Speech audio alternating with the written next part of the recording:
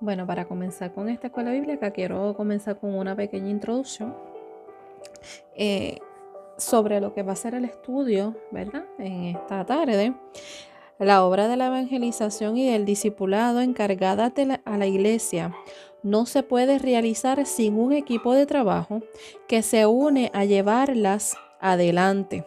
Es por eso que hoy vamos a estar hablando del estudio bíblico. La colaboración de todos es impredecible en la obra. Ok. Imprescindible, discúlpeme, en la obra. Eso nos quiere decir, ¿verdad? Que vamos a seguir hablando de lo que es la obra misionera. Pero en esta tarde, el estudio de hoy nos va a dejar ver lo que es el trabajo de la obra de todos unidos, no solamente de aquel que digan que tiene el llamado misionero. ¿Ves? Porque hay que estar unidos todos en un mismo sentir. Como dije esta mañana, todos dentro de la congregación tenemos que tener un corazón misionero. No solamente la persona que pues tenga el llamado o tenga la credencial, ¿verdad? Que diga fulano de tal es misionero o fulana de tal es misionera. No. Todos tenemos que estar unidos en el mismo pensar y todos tener el corazón de misionero para poder ver, ¿verdad?, la necesidad que haya alrededor de nosotros. Y es lo que vamos a estar viendo a través del estudio en esta tarde. Este estudio tiene 3 objetivos, ¿verdad? Uno de ellos es conocer la importancia de un equipo unido para hacer la obra misionera. El segundo objetivo es desarrollar una actitud de humildad y de buenas relaciones entre los colaboradores. Y el tercer objetivo, considerar la conducta que se requiere para ser parte de un equipo misionero, ¿verdad? El pensamiento central de la clase nos deja ver que la iglesia de Antioquía sirve como modelo respecto a la necesidad de un buen equipo de obreros para hacer la obra misionera y lograr resultados que sean perdurables, o sea, que sean para siempre, no que pues sucedió algo y pues ya sucedió y ya. Al tiempo todo el mundo se olvida de lo que está pasando. No, que esto nos sirva de ejemplo para poder seguir trabajando en la obra del Señor, que no lo usemos una sola vez, sino que lo usemos en nuestro diario vivir y después hasta que Cristo venga, ¿verdad? Por su iglesia. Esto se encuentra, ¿verdad? Vamos a estar dando el estudio bíblico de Hechos, capítulo 11, y vamos a estar comenzando los versículos 19 hasta el 30. Amén. Como dije al principio, la colaboración de todos es imprescindible en la obra. O sea, que ese es el tema que vamos a estar trabajando en esta tarde. Voy a comenzar con los primeros tres versículos del 19 al 21. Yo les voy a estar dando lectura y luego les voy a dar una pequeña explicación de cada versículo. Y pues esperando que puedan entenderlo, y si no entienden algo y tienen alguna duda, pueden escribirme y me preguntan, que si yo en el momento se la puedo contestar, se la contesto, y si no, pues yo también buscaré la ayuda para entonces que los dos sepamos, ¿verdad? Y podamos aclarar esa duda. Bien, voy a comenzar en el nombre del Padre, del Hijo y del Espíritu Santo. Yo creo que lo más prudente es que la voy a leer toda y después lo voy a ir explicando, ¿ok? Voy a comenzar en el nombre del Padre y del Espíritu Santo. Amén. Ahora bien, lo que habían sido esparcidos a causa de la persecución que hubo con motivo de Esteban, pasaron hasta Fenicia, Chipre y Antioquía, no hablando a nadie la palabra, sino solo a los judíos. Pero habían entre ellos unos varones de Chipre y de Cirene, los cuales cuando entraron en Antioquía, hablaron también a los griegos, anunciando el evangelio del Señor Jesús. Y la mano del Señor estaba con ellos, y gran número creyó y se convirtió al Señor. Esto estamos hablando de lo que son los versículos del 19 al 21, ¿verdad? Aquí estamos viendo, ¿verdad? El verso 19, antes de entrar a este verso 19, vemos que del versículo 1 al versículo 18, Pedro está dando un reporte, ¿verdad?, de lo que había sucedido, de lo que Dios había hecho con los gentiles, cuando él fue a predicar a los gentiles las grandezas y las maravillas que Dios hizo. Entonces, aquí del versículo 19 en adelante, él retoma entonces una conversación que él había empezado en el capítulo 8, ¿verdad?, la cual se trataba de lo sucedido en el campo misionero a causa del trabajo evangelístico, ya no de Pedro solamente, sino de los que habían creído a la palabra, que fueron, pues entonces ellos creyeron, ellos aceptaron y entonces fueron a predicar la palabra. Pero aquí estamos viendo en estos versículos que ellos iban y llevaban la palabra, pero se enfocaron como que en un grupito, por decirlo así, más que solamente se enfocaron en los judíos. Ellos no lo llevaron a otros hermanos, ¿verdad?, como estaba haciendo Pedro, que Pedro llegó hasta los gentiles, ¿verdad? Debemos aprender que a los que aman a Dios, todas las cosas les ayudan para bien, y eso lo vamos a ver en Romanos capítulo 8, versículo 28, ¿verdad? Esa fue la realidad de los hermanos que salieron expulsados de Jerusalén por la persecución. Hay una persecución, tienen miedo, se encierran y solamente le predican a los que ellos creen que el mensaje debe llegar. La primera parte del versículo 19 nos deja claro: la predicación de Esteban había sido el detonante de una gran persecución contra la iglesia de Jerusalén. Debemos entender que cuando vivimos en la llenura del Espíritu, el poder de Dios se hará manifiesto en nuestras vidas para bien de los santos, pero que a su vez ello traerá persecución. ¿Qué nos quiere decir esto? Que cuando nosotros, el Espíritu Santo nos sella y entonces el Señor nos envía a llevar su palabra, empezamos a trabajar para el Señor, vamos a empezar entonces a tener persecución. Sí, vamos a ver su gloria, pero entonces también vamos a ver cómo se va a levantar el enemigo en nuestra contra, ¿verdad? Los hermanos esparcidos pasaron hasta Fenicia, que hoy es el Líbano. También llegaron a Chipre y finalmente hasta Antioquía, que es de donde el lugar que vamos a estar hablando hoy. La última parte de este versículo 19 nos está enseñando que estos creyentes no le hablaron a otro grupo cultural, sino solamente a los judíos. Con ello, recordamos el privilegio que Dios había dado al pueblo judío. ¿Por qué privilegio? Porque el Señor les permitió que la palabra llegara primero a los judíos, que era para quien estaba estipulado que llegara Jesús, ¿verdad? Él vino a los suyos, mas los suyos no lo recibieron. Por eso es que primero el mensaje va llegando por los judíos, ¿verdad? Entonces, debemos orar al Señor para que abra los ojos de nuestro entendimiento para tener una visión clara del alcance de la obra redentora de Cristo. O sea, que no nos podemos enfocar en un solo grupo. Cuando el Señor nos envió y dice ir y predicar el evangelio a toda criatura, no era solamente a los puertorriqueños. O sea, yo soy puertorriqueño, yo le voy a predicar a los puertorriqueños. No, el Señor nos está enviando a predicarle a todo el mundo. Y eso era lo que aquí estos hermanos querían que supieran, que si ya ellos conocieron, que ellos también den a conocer lo que el Señor hizo en ellos. El verso 20 nos está mostrando la osadía misionera de otro grupo de hermanos que también habían sido esparcidos desde Jerusalén. Ellos eran de Chipre y de Cirene. Recordamos que Bernabé era un judío de Chipre y eso se encuentra en Hechos capítulo 4, ¿verdad? Y lo podemos ver en el versículo 36. Disculpen. Ahora el mensaje que Pilato puso despectivamente sobre la cruz se convirtió en el mensaje que los cristianos le predicaron a los griegos en Antioquía. O sea, que no debemos olvidar, de lo que ya se ha hablado, que esto el hermano José lo ha repetido tantas veces, que esto es algo que no se nos puede olvidar.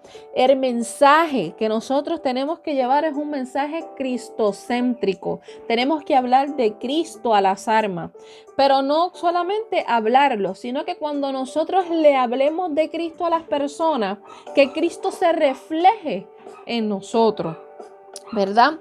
No debemos olvidar que la predicación de Jesús como Señor es la base del mensaje de todo cristiano. Por tanto, la confesión que Jesús es el Señor es fundamental para alcanzar la salvación que anuncia su evangelio. Y eso lo podemos ver en Romanos capítulo 10, versículo 9, ¿verdad? Si nos vamos entonces al versículo 21, nos muestra el resultado que obtuvo la siembra de la palabra entre los griegos, ¿verdad? O sea, los primeros hermanos de los que estábamos hablando en los primeros versículos nos dice que ellos se enfocaron, ¿verdad?, en lo que eran los judíos. Pero entonces también estamos viendo ahora en este versículo 21 que él llevó el mensaje hasta los griegos. ¿Ven? Entonces, la palabra llegó a los griegos y tuvo fruto. ¿Pero por qué? Porque no se encerró y no dijo, no, que yo no voy a hablar, ¿verdad? Él decidió hacer el trabajo del Señor, y cuando nosotros decidimos hacer el trabajo que el Señor nos envía, nosotros vemos la recompensa. ¿Qué recompensa más grande? ¿Cuál es la recompensa? Que cuando nosotros hablemos, entonces la palabra llegue, socave a los corazones y que todos lleguen al arrepentimiento, que así como nosotros llegamos al arrepentimiento y tenemos la salvación, que es algo bien importante en nuestra vida, así otras personas que nos oigan lleguen a la salvación, ¿verdad? Ello quiere decir que la aprobación y el poder de Dios acompañaba a aquellas personas que iban llevando el mensaje, que iban sembrando esa semilla. O sea, que cuando nosotros hacemos la voluntad del Señor y nos dejamos dirigir por el Señor, hermano, cuando el Señor nos envía a hacer algo, Él nos va a respaldar en todo momento y vamos a ver la recompensa de lo que Él ya nos ha dicho. Yo te envío, yo te respaldo. Que eso es lo que nos está dejando ver en estos versículos. Cuando tenemos una actitud de obediencia respecto a la gran comisión, podemos contar con el cuidado y el respaldo del Señor. ¿Ve? Que es lo que les estoy explicando. Además, nuestra meta al evangelizar es que las personas crean en Jesucristo como el Salvador del mundo y experimenten realmente el nuevo nacimiento, que así como yo nací de nuevo, todas las cosas en mí fueron hechas nuevas, que el que me está oyendo vea eso en mí, que Cristo hizo algo nuevo en mí, que Cristo me cambió, que todas esas cosas viejas ya pasaron y que ya hoy soy una persona nueva. Y eso es lo que tenemos que reflejar a las personas a las cuales le vamos a estar llevando el mensaje del Señor. Lo que nos sigue es el versículo 23, 24 y 25. Del 22 al 25, discúlpenme. Los cuales dicen así: llegó la noticia de estas cosas a oídos de la iglesia que estaba en Jerusalén, y enviaron a Bernabé que fuese hasta Antioquía. Cuando llegó y vio la gracia de Dios, se regocijó y exhortó a todos que con propósito de corazón permaneciesen fieles al Señor, porque era varón bueno y lleno del Espíritu Santo y de fe, y una gran multitud fue agregada al Señor. Después fue Bernabé a Tarso para buscar a Saulo, y hallándole le trajo a Antioquía. Ok, leímos hasta el 25, del 22 al 25. No se los dije al principio, pero se los digo ahora. Pueden seguirme en el expositor bíblico o en la Biblia, ¿verdad? El versículo 22, ¿verdad?, comienza con las buenas noticias de que llegaron a Jerusalén respecto a la obra de Dios en Antioquía, ¿verdad? La iglesia de la cual salen los misioneros tienen el privilegio de recibir reportes de lo que Dios hace a través de ellos. O sea, que aquí empezamos en esta iglesia de Antioquía. es donde empieza a reflejarse lo que es el trabajo misionero. De ahí salen los misioneros, de ahí van a diferentes sitios, predican, llevan la palabra del Señor, llevan la ayuda que tengan, que necesite el lugar, y luego que ellos hagan todo lo que Dios les mandó ahí, ellos tienen que ir a reportarse a Antioquía. Que eso es como decir que hoy pues salgo yo de aquí de la iglesia, el Señor me envió a hacer un trabajo misionero, yo voy y hago el trabajo misionero, llevo la ayuda que tengan que llevar, llevo la palabra del Señor, pero después cuando yo regrese, yo tengo que darle un reporte a mi pastor, porque él es mi líder, ¿verdad? Él es el líder que está de frente y a él es al que tengo que darle el reporte de lo que yo hice en ese lugar. Los siervos de Dios nunca buscamos levantar nuestro propio imperio, sino gozarnos en la obra de Cristo y hacer partícipes de ese gozo a los que están sobre nosotros en autoridad. O sea, que yo no me puedo ahora, porque el Señor me envió a mí a llevar aquí, a llevar allá, a tratar de hacerme más grande que el Señor puso de frente de mí. O sea, si el Señor puso al pastor ahí y me envía a mí a hacer algo, yo no soy más grande que él porque me envió a otro lugar. No. O sea, que yo tengo que darle a él de las buenas nuevas que el Señor hizo en ese lugar a través de mí, para que él también se goce y él pueda ver que lo que él le ha enseñado, que lo que él me ha enseñado a mí, yo lo he podido esparcir a otros lugares. Y él se goce, ¿verdad? Porque su trabajo también fue bien hecho en mí. Porque lo que él me enseñó yo lo aprendí y lo estoy ejecutando como él me lo enseñó a través de la palabra. Sabemos que la iglesia de Jerusalén envió a Antioquía a Bernabé para que confirmara la fe de los santos. Debemos tener sumo cuidado respecto a quienes elegimos para una obra semejante. El fruto que hubo bajo el ministerio de Bernabé allí revela que los líderes en Jerusalén fueron sabios en elegirlos para esa función. O sea, aquí entramos en que cuando vamos a hacer ese equipo de trabajo, ya sea para trabajo misionero, ya sea para los cultos de dama y caballero, para cualquier parte en la iglesia, cualquier cosa que vayamos a hacer y tengamos un equipo de trabajo, que sepamos escoger quiénes son esos líderes. Esto hay que hacerlo sabiamente, ¿verdad? Como nos está diciendo aquí, hay que ser sabios. No podemos poner un equipo de trabajo simplemente porque conozco al hermano o porque pues este tiene más estudio que este. No. Esto hay que hacerlo bajo la dirección del Espíritu Santo. O sea, que esto no puede ser por preferencia. ¿Ve? No porque este es familia, no porque este... No. Tenemos que irnos bajo la dirección del Espíritu Santo, irnos de rodillas, pedirle al Señor, Señor, ponme tú las personas que realmente me van a ayudar en la obra, que realmente cuando mis manos estén abajo, yo pueda decir que esas personas me van a levantar las manos y vamos a llevar hacia adelante la obra del Señor, que no la van a dejar caer. Porque he visto en muchos sitios que se dejan llevar por el que yo conozco a este, o porque este es mi hermano, porque este es mi primo, porque este... Y se dejan llevar por la preferencia que hay, ¿verdad? Por nombre o por estudio o por diplomas. Y cuando ponen a estas personas a trabajar, llega el momento que esas personas son las que te dividen la iglesia, los que te dividen las personas. Te hacen que tu iglesia se caiga, se vaya al piso y se acabó todo. Pero cuando nos dejamos dirigir por el Espíritu Santo, como hicieron estas personas, que se dejaron dirigir por el Espíritu Santo, entonces la obra crece. La obra no mengua, entonces la obra empieza a crecer. El versículo 23 nos enseña y nos muestra que Bernabé llegó a Antioquía y tuvo percepción clara, ¿verdad?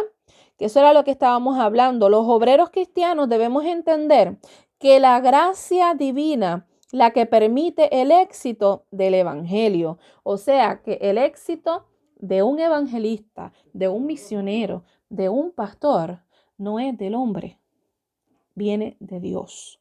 Directamente viene del Señor. El Señor es quien nos da, ¿verdad? Ese gozo que cuando nosotros hacemos algo para Él, nos gloriamos en el Señor. En este momento es donde tenemos que quitar el yo y dejar que sea Cristo quien siga bregando, ¿verdad? En esta obra. En la segunda mitad del versículo 23 se anota el regocijo que le causó a Bernabé el poder comprobar la gracia divina en aquella ciudad. O sea, a Bernabé lo envían,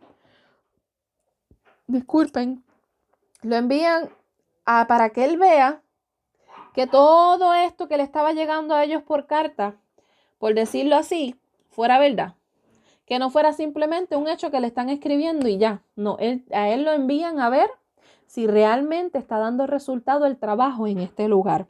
Y cuando él llega y ve que es cierto, él se regocija junto con esos hermanos que aceptaron al Señor y que están haciendo el trabajo del Señor. Pero vemos que aquí también Bernabé exhorta a los hermanos a que con propósito de corazón permaneciesen fieles al Señor. Y aquí viene lo que es ser fiel al Señor.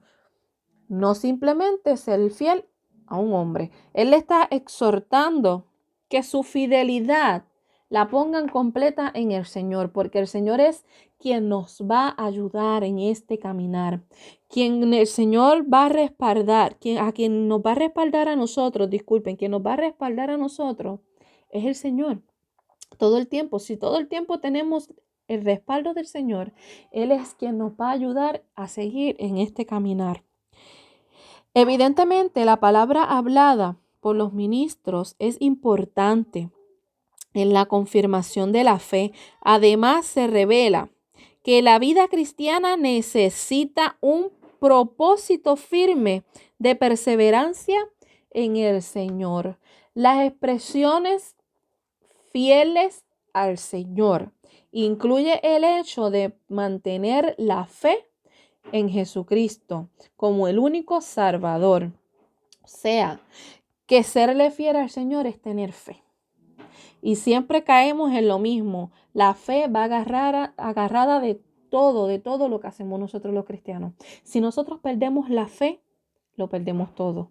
Por eso el Señor nos dice que no perdamos nuestra fe, que mantengamos la fe en el Señor Jesucristo. Y al final de todo esto vamos a ver la gloria de Dios.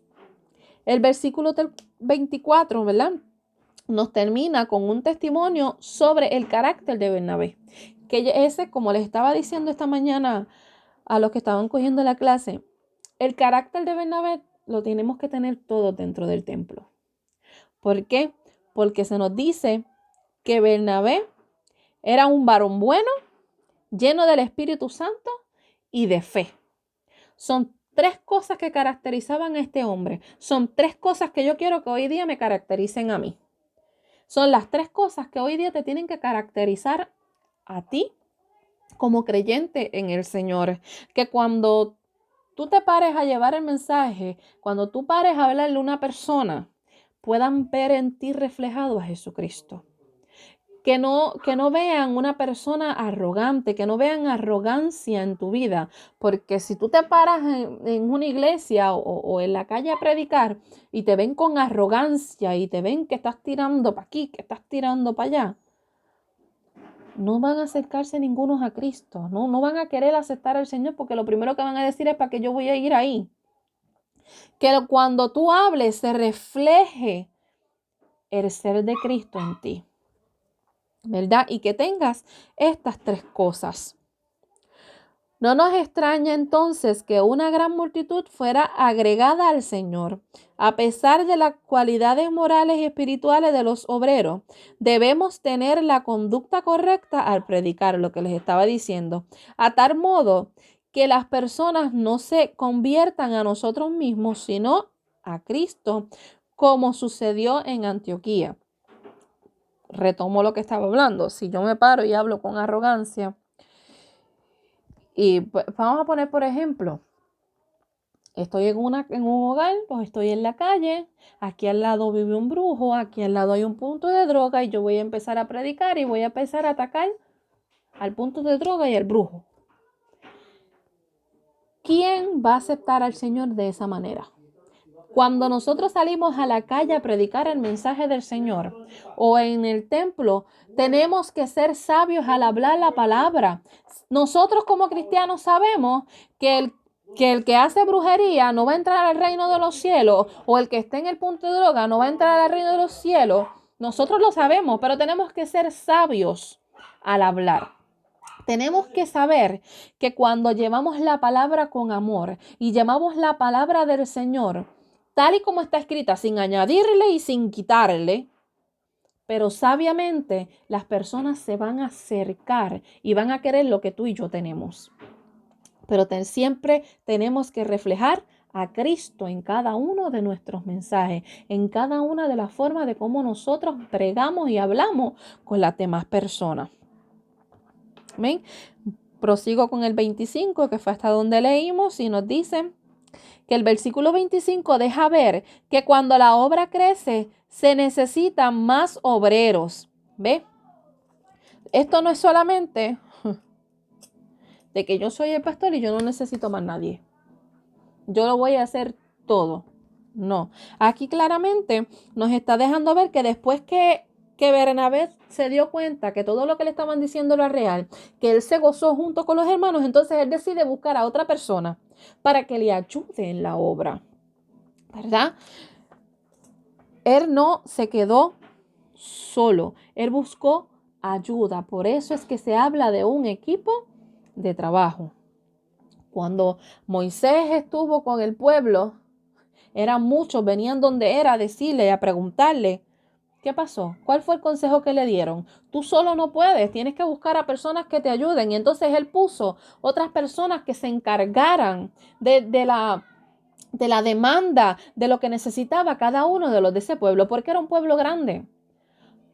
Todo ministro, todo pastor necesita tener a su lado personas que le ayuden en la obra, pero personas que le van a ayudar realmente en la obra, como estamos viendo aquí en este estudio. No personas que le vayan a ayudar a que la obra se vaya al piso, sino a que la obra crezca, ¿verdad? Junto con los demás hermanos. El tiempo de preparación es fundamental para llegar a ser un buen obrero en la mies del Señor. O sea, ¿por qué entra en esto? Este estudio entra en esta parte de la preparación porque yo he visto personas que hoy se reconcilian, hoy se convierten con el Señor y ya mañana están hablando de que quieren estar en un altar predicando, que quieren ser pastores, que quieren ir a evangelizar o que quieren ir a hacer viajes misioneros. Todo llamado del Señor conlleva una preparación. Esto no es de hoy para mañana. El Señor día a día nos prepara. Lo hizo con Saulo cuando lo llamó, antes de cambiarle el nombre, ¿verdad? Antes de que él saliera a predicar, Pablo